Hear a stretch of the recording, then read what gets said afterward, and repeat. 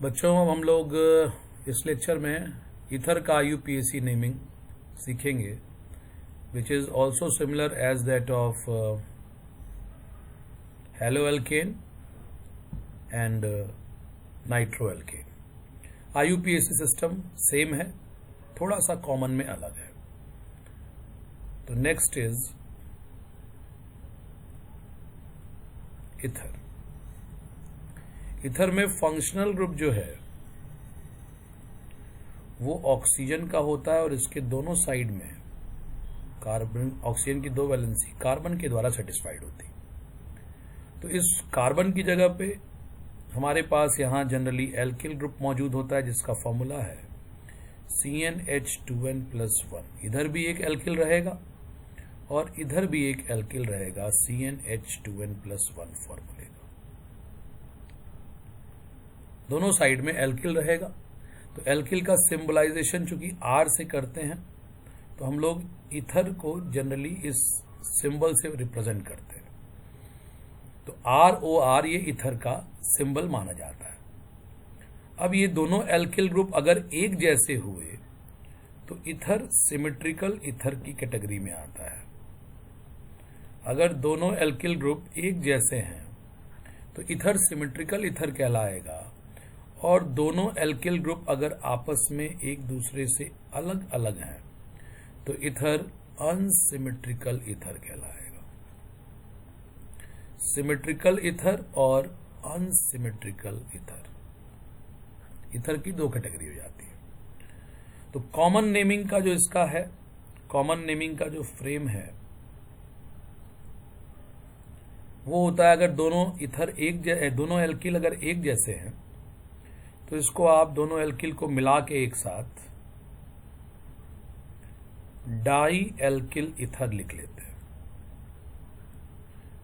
Die alkyl ether, दोनों alkyl अगर एक जैसे हैं, सिमेट्रिकल ईथर है, तो it is named as die alkyl ether. और अगर अनसिमेट्रिकल है तो दोनों एल्किल अलग अलग होंगे, तो उनके दोनों एल्किल का नाम आपको अलग अलग 2 बार लिखना होता है। 2 एल्किल लिखना पड़ेगा, एल्किल एल्किल 2 बार एल्किल लिखना पड़ेगा, दोनों एल्किल का नाम लिखना पड़ेगा, ऑब्वियस है अल्फाबेटिकल ऑर्डर में। उसके बाद ऐड कर देंगे आप ईथर। अभी एग्जाम्पल में ही हम लोग का क्लियर हो जाएगा। आफ्टर दैट अगर आप IUPAC में आते हैं तो IUPAC में अगर आपका ईथर ROR है या ROR- कोई भी हो, तो किसी एक एल्किल को ऑक्सीजन के साथ मिला के IUPAC नंबरिंग करते समय one of the alkyl with oxygen pronounced as alkoxy. एक एल्किल को ऑक्सीजन के साथ हम लोग एल्कॉक्सी प्रीफिक्स में यूज कर लेते हैं। उसके बाद जो इधर एल्किल है उसमें कार्बन की चेन होगी, उसमें longest continuous chain of carbon from one two another and लेते हुए वर्ड रूट डिसाइड करेंगे एल्क, और ये एल्क इधर आके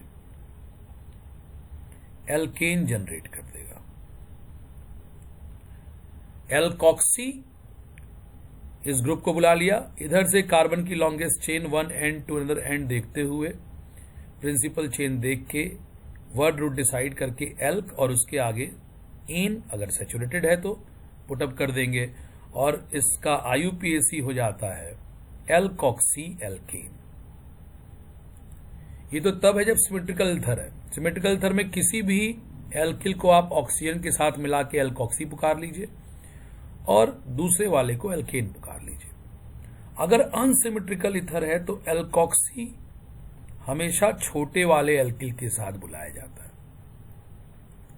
अगर अनसिमेट्रिकल ईथर है तो छोटे वाले एल्किल के साथ ही एल्कॉक्सी बुलाया जाता है। अभी एग्जाम्पल्स में हम लोग इसको क्लियर कर लेते हैं। चलिए एग्जाम्पल करते हैं आपके लिए। एग्जाम्पल नंबर 1 कॉमन भी करेंगे, IUPAC भी करेंगे। एग्जाम्पल नंबर 1, मान लीजिए आपने स्टार्ट किया, दोनों साइड में आप सबसे छोटा वाला एल्किल मिथाइल लगा दीजिए। तो इसका कॉमन नेम क्या बनेगा? कॉमन नेम में मैंने बताया कि दोनों एल्किल अगर एक जैसे हैं तो दोनों एल्किल को देख के डाई एल्किल बुला लीजिए। दोनों एल्किल का नाम एक ही होगा, डाई लगा दीजिए उसके पहले। जैसे ये क्या होगा, दोनों एल्किल अगर आप देखें तो मिथाइल है, ये भी मिथाइल है, ये भी मिथाइल है, तो आप इसको क्या पुकारेंगे, डाई, एल्किल का नाम लिया मिथाइल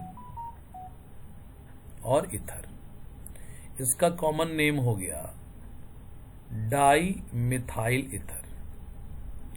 आईयूपीएसी क्या होगा, दोनों एल्किल एक ही हैं, तो छोटे वाले को बड़े वाले को इसमें कोई है ही नहीं, तो एक एल्किल को किसी एक को ऑक्सीजन के साथ मिला के एल्कॉक्सी पुकारिए।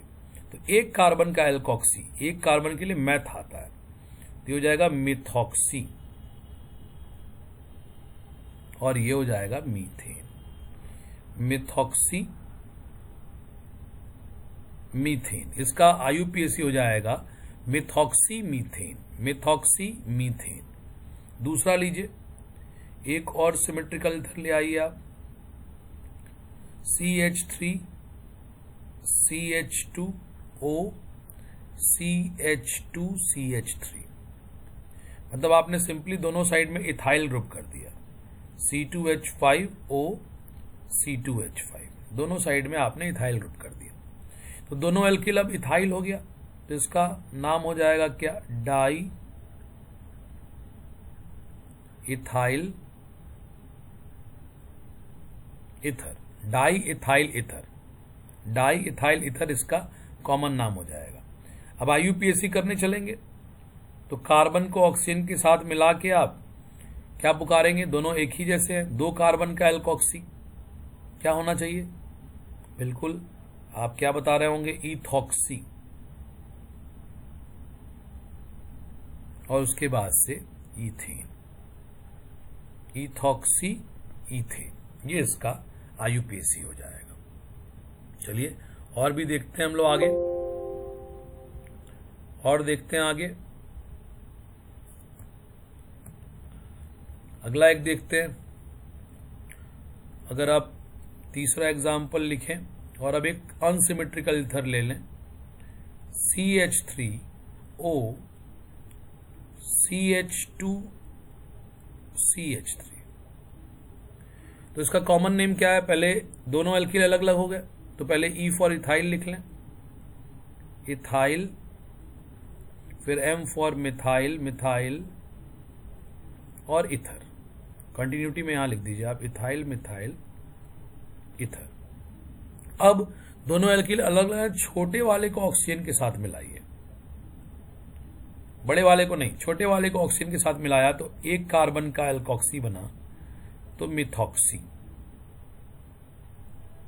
और दो कार्बन का एल्केन बना तो इथेन, ये इथेन हो जाएगा, एक कार्बन दो कार्बन का एल्केन, मिथॉक्सी इथेन इसका आईयूपीएसी नाम है।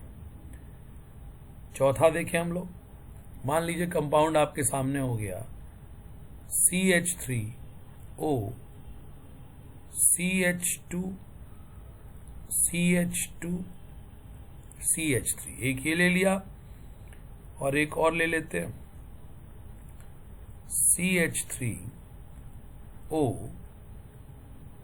CH CH3 and CH3। तो इसमें अगर आप लेते हैं तो आपको क्या हो जाएगा भाई, इसमें आपको हो जाएगा क्या बच्चों, इसमें इसका क्या नाम हो जाएगा,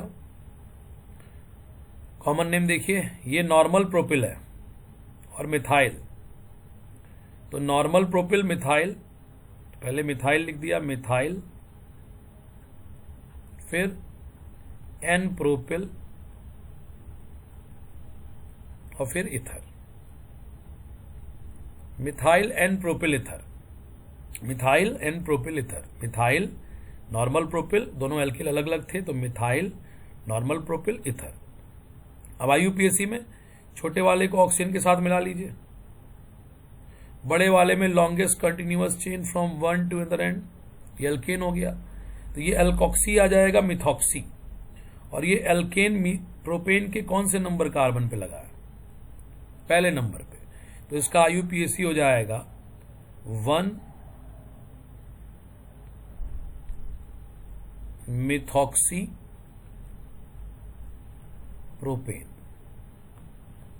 दूसरे वाले का क्या हो जाएगा, IUPAC, अगर आप इसका कॉमन पहले करें तो ये मिथाइल है और ये आइसोप्रोपिल है। ये देखिए मिथाइल है और ये पूरा एल्किल ग्रुप अगर आप पहचान रहे हो तो एल्किल ग्रुप में आइसोप्रोपिल है।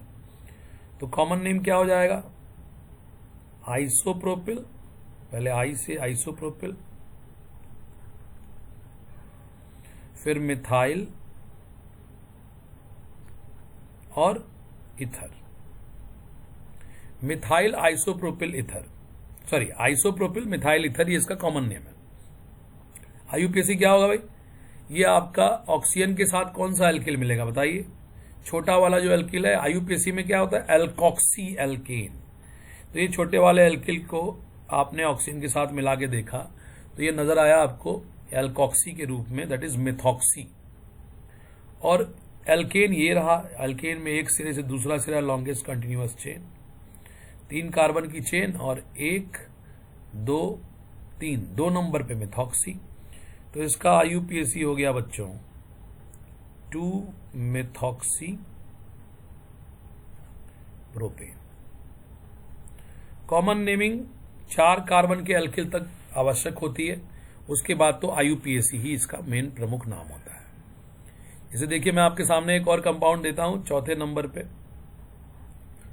और पहले इसका आप IUPAC और फिर इसका कॉमन, पहले IUPAC करेंगे।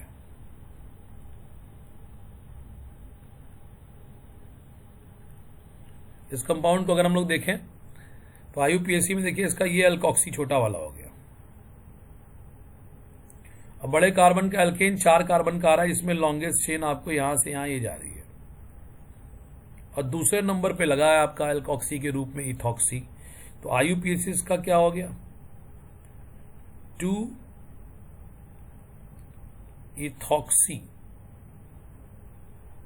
ब्यूटेन। IUPAC इसका 2-इथॉक्सी ब्यूटेन। अब बात ये आई कॉमन नेमिंग की, तो कॉमन नेम में क्या लिखा जाएगा। कॉमन नेम में दोनों साइड के एल्किल को देखें आप, दोनों साइड का एल्किल देखिए, एक एल्किल इथाइल है और एक एल्किल सेकेंडरी ब्यूटिल है। ये आप देखें तो सेकेंडरी ब्यूटिल आपको नजर आएगा, तो ये हो जाएगा आपको इथाइल सेकेंडरी ब्यूटिल सेक ब्यूटिल इथर, ये इसका कॉमन नेम हो जाएगा। अब मैं आपको एक इथर दे रहा हूं, इसका IUPAC केवल हम लोग करेंगे, केवल IUPAC, बड़ा इथर है, केवल IUPAC करेंगे। ये मान लीजिए मैंने आपको एक इथर दे दिया, ये इथर है, ऑक्सीजन के दोनों साइड में कार्बन मतलब इथर। इसमें पहले एल्कॉक्सी को अलग कर लीजिए आप, ये एल्कॉक्सी अलग हो गया एक कार्बन का। इसका एल्केन एक सिरे से दूसरा सिरा longest continuous chain of carbon, वो कार्बन आया जिसमें इथर का ग्रुप जुड़ा है। तो one end to another end, सबसे बड़ी चेन यही है, इथर इस पे जुड़ा है, ये प्रिंसिपल चेन हो गई। नंबरिंग करते हैं, 1 2 3 4 5 6, 6 कार्बन का एल्केन आपका हो गया हेक्सेन। 1 नंबर पे मिथॉक्सी और 1 नंबर पे मिथाइल, सॉरी 3 नंबर पे मिथाइल, 1 नंबर पे मिथॉक्सी और ये देखिए 3 नंबर पे मिथाइल नजर आया। तो मिथाइल और methoxy alphabet wise methoxy METHO पहले आ जाएगा, तो आप लिखेंगे क्या, 1 मिथॉक्सी और 3 पे methyl hexane, 1 methoxy 3 methyl hexane, इसका IUPAC हो जाएगा। मैंने कहा 4 या 4 से ऊपर अगर एल्किल में कार्बन है तो कॉमन नेम की बहुत चिंता नहीं करनी है, IUPAC पे ही हम लोग को ध्यान देना होता है। एक और लिख रहा हूं मैं आपके सामने, देखेंगे आप, एक और इथर करते हैं।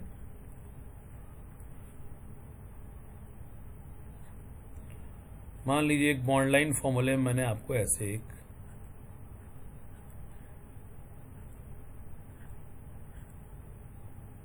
सिंबल लिख दिया और आपसे कहा इसका IUPAC लिखो, तो ऑक्सीजन के दोनों साइड में कार्बन देखते ही आप कह देंगे कि ये इथर है, ऑक्सीजन के दोनों साइड में कार्बन। अब इसमें ये छोटा वाला है, छोटे वाले को तो पहले आप एल्कॉक्सी बना लीजिए, छोटे वाले को आप एल्कोक्सी बना लीजिए।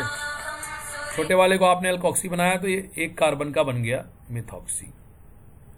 अब एक एंड से दूसरा end longest continuous chain of carbon alkane देखिए आप, कितने कार्बन के एल्केन दिखा? 1 2 3 4 5 6 7 8, 1 2 3 4 5 6 7 8 9 का alkane. Numbering lowest locant rule से ये हो गई।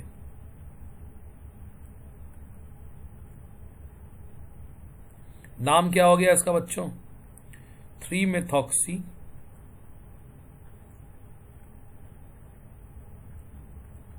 3-methoxy nonane, 3-methoxy nonane। एक और करता हूं लास्ट, इसके बाद आप खुद से बना सकते हैं।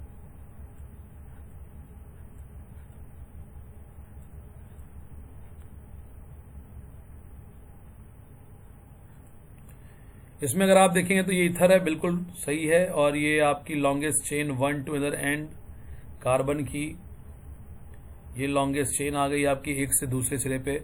फंक्शनल ग्रुप के रूप में आपको ये एक कार्बन का एल्कोक्सी नजर आ गया, ये मिथॉक्सी है, और ये 2 कार्बन का इथाइल है। तो इसका नाम क्या बन रहा है भाई? यहां से numbering 1 2 3 4 5 6 7 8, numbering lowest locant rule से हुई। एल्कोक्सी को आपने देखा कि नंबर 1 पे आ रहा है, कर दिया आपने। ये मिथॉक्सी और ये इथाइल है, लिखते समय इथाइल पहले आएगा। 4 नंबर पे इथाइल, 1 नंबर पे मिथॉक्सी एंड देन ऑक्टेन। उम्मीद करते हैं आपको इथर समझ में आ रहा होगा, समझ में आया होगा। एक बार आप इसको देख लीजिएगा, रिवाइज कर लीजिएगा, और कहीं कोई दिक्कत हो बच्चों तो आप हमसे संपर्क कर सकते हैं। Thank you.